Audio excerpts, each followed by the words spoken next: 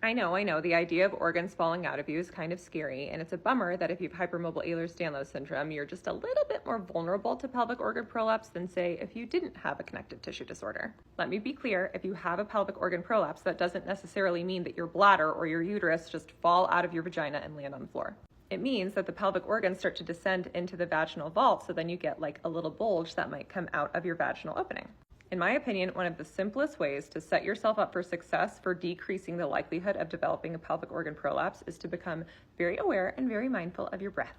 Very simply put, pelvic organ prolapse can happen for two reasons. One is because there's too much ligamentous laxity of the ligaments that are supposed to hold the pelvic organs where they are. This is where having a connective tissue disorder like EDS becomes a bit of a problem.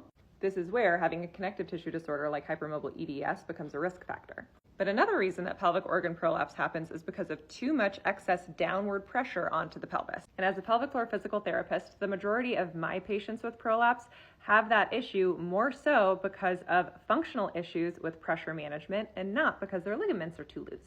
Back to breathing. Holding your breath is an invitation for pelvic organ prolapse to occur. So unless you have a really good reason for it, I don't want you ever holding your breath unless you're going underwater. To add on to that, I want your breath to precede your movement.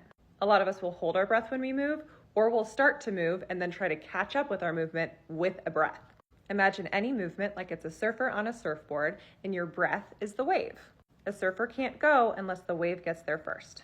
For example, if you're going to get up out of a chair, I want you to start to breathe out before you start coming up and out of the chair, and let your movement ride the wave of your exhale. If you want to sit back down, start to breathe in, and as you're breathing in, then start to lower. Now, don't worry about when to breathe in, when to breathe out during certain parts of movement. Just focus on starting to breathe before you move and breathe throughout the entire duration of said movement.